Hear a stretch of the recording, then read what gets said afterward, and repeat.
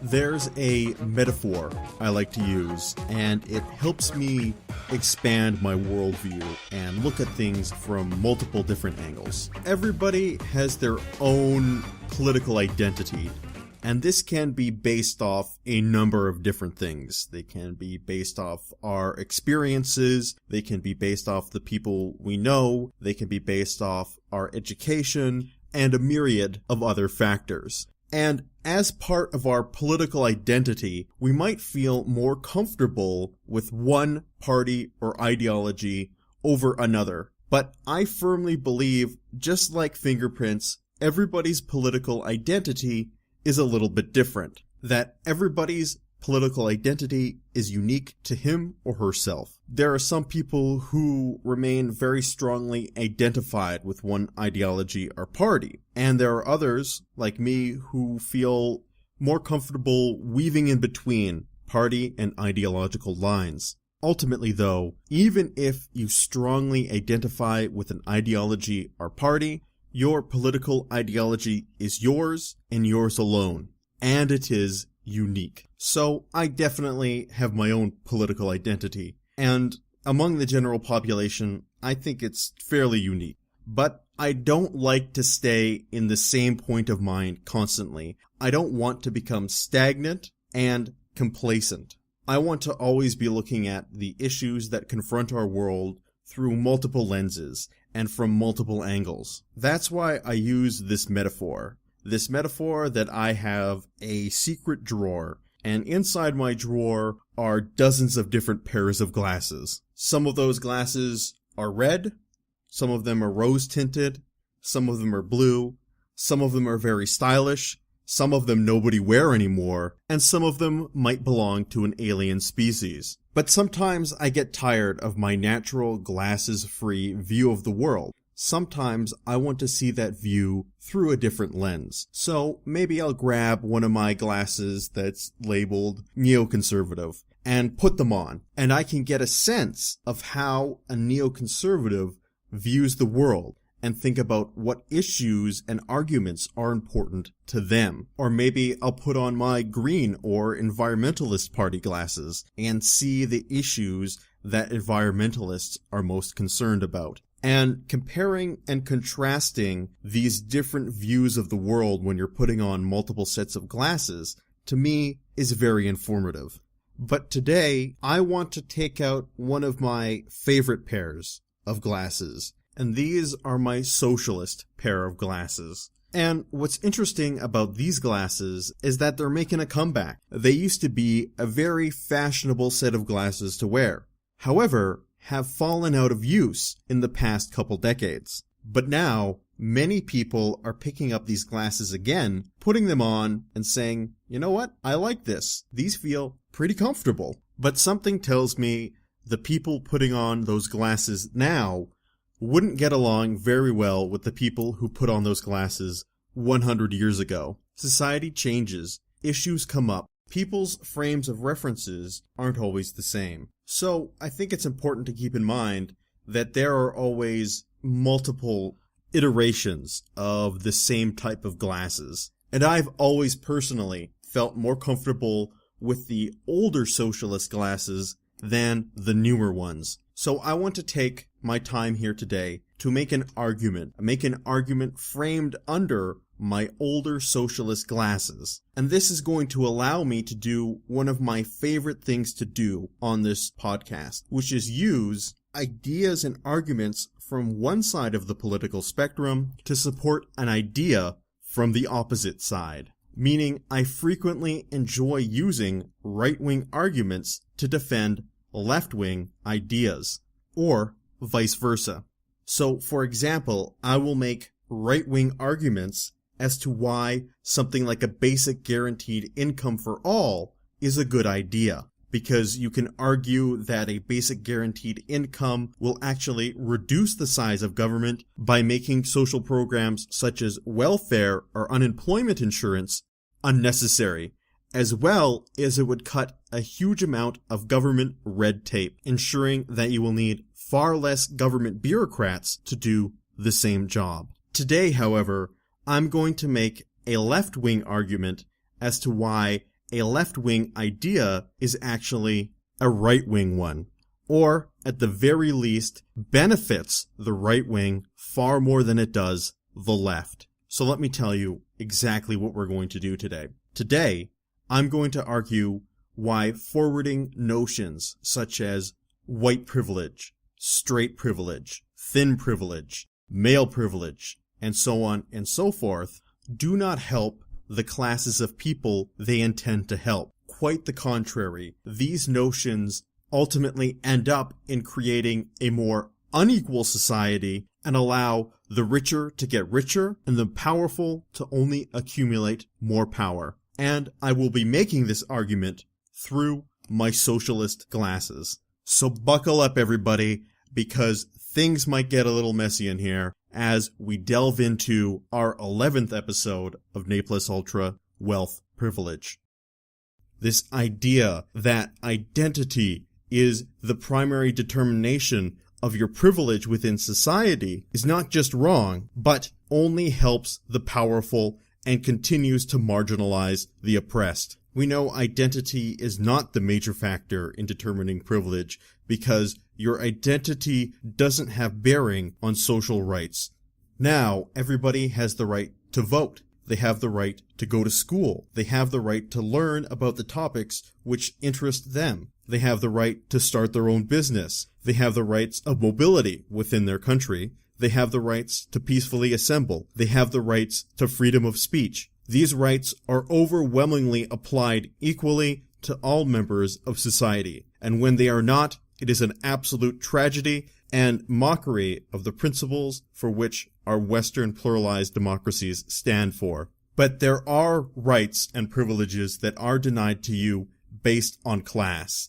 And there are doors that are closed to you based on class. The number one example here is that, especially in the United States and to a lesser degree in Canada, that in order to run for public office, you need a tremendous amount of wealth. So unless you can find someone to sponsor your campaign, or you're independently wealthy, that even though despite the fact that on paper you have the right to run for political office, in practicality, it is an impossibility. School, especially secondary education, is another right which is becoming more and more denied to people based upon class. That despite the fact that you do have the right to a secondary education, based upon your class, it might be an impossibility for you.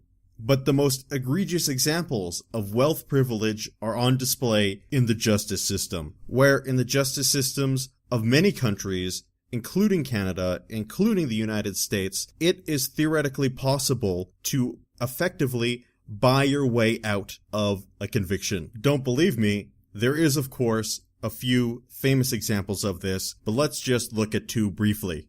The best example, I think, of this is Caitlyn Jenner, who literally ran over and killed somebody with her car, miraculously escapes manslaughter charges. And I happen to be of the opinion that if you kill somebody and avoid criminal charges, that shows a pretty high degree of privilege to me. So the notion that Caitlyn Jenner somehow has diminished privilege status within society is quite frankly absurd. Because I guarantee you that if it were a white middle-class man, they would be facing, at the minimum, manslaughter charges. But one of my favorite examples of wealth privilege is the affluenza teen. And this is a story that happened, I can't remember how long ago it was. It was a couple of years ago. But essentially what happened is that this teenager had either stolen his rich parents' car or it was a birthday present for him. Regardless, though, what happened is that this teenager of rich parents took this expensive car, got drunk, drove it, killed some people, and ultimately did not face any criminal charges because the judge deemed he had what was called affluenza. And basically, affluenza was described as this notion that he doesn't know any better. He's lived such a privileged, isolated life that he is not responsible for his actions. I think he's in jail now for doing something different, but regardless, at the time, it was held up as this example as to how there was a two-tiered justice system, one for the rich in society and one for everyone else. And what can be a bigger example of privilege in society than being able to get away with criminal actions because of which class you belong to and how much money you have? So, there is no instance of a time when identity conferred more privilege onto a person than class. But I'll hear people come up and say, well, wealth and identity do tend to correlate considerably. For example, black people, on average, are poorer than white people. And this is absolutely true. However, on average, a white person is going to be poorer than an Asian person within westernized society. So it's not like the deck of cards is stacked. Quite the contrary. Wealth happens to know no skin color and no gender. When it comes to power, privilege, and prestige in society, wealth speaks all on its own. After all, there are plenty of wealthy people in China who happen to be Asian, or India who happen to be Indian, or Mexican who happen to be Mexican. After all, for a little while, the richest man in the world was Mexican. However, Bill Gates has since reclaimed that title.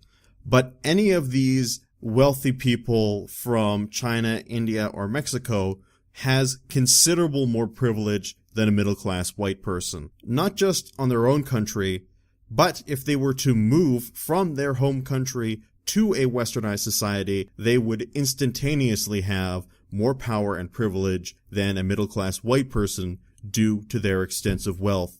And continuing to advance identity politics only helps their wealth and power grow. And this is for two reasons. First, it allows people who are already extremely powerful people to come in and say, because of my identity, I'm actually the one who's oppressed, not you, middle-class white citizen. And this allows the powerful to kick down while simultaneously arguing that they're bringing people up. And I don't think there is anything more oppressive to the people in the bottom tiers of society than allowing the most powerful to claim that they are victims and thus continue to justify that power gap. But the main reason as to why this movement of identity politics only hurts those who are oppressed and lines the pockets of those who are powerful is because it divides us. And it doesn't just divide us a little bit, it divides us bitterly. Because what happens when you get a middle-class woman and a middle-class man to fight amongst each other as to who has more power in society? They are not only ignoring the real source of privilege in our society, but they are making it easier for those above us to exploit us. Look, it's obvious that there are many circumstances in our society in which people of different races can and will be treated differently. And if your label for those instances is an instance of white privilege, that's your prerogative. You can label it that way if you so choose. And there's no way that I could categorically disprove this notion that the color of your skin confers you a certain amount of privilege in society. But what I can say is that the amount of privilege it does confer you is so microscopic in comparison to the amount of privilege and power bestowed on a wealthy person in comparison to a middle-class person, or especially a lower-class person, that it amounts to a drop within an ocean. Essentially, that what we're doing here, while arguing between middle and lower-class people as to who has more rights, white people or black people, men or women, gay people or straight people, is arguing over the table scraps of power, while during this skirmish amongst ourselves, we leave the main course to be gobbled up by the upper classes. And nothing could delight them more, because nothing scares the powerful and wealthy interests in our society like the middle and lower classes putting aside their differences and uniting together to create a more equitable society for us all. But so long as we are divided, fighting over the table scraps of power, we will never eat the main course. Until we can band together and put aside the differences that divide us, we will continually struggle to move forward in the 21st century. Divided, we will be conquered. United, we are invincible. Yeah.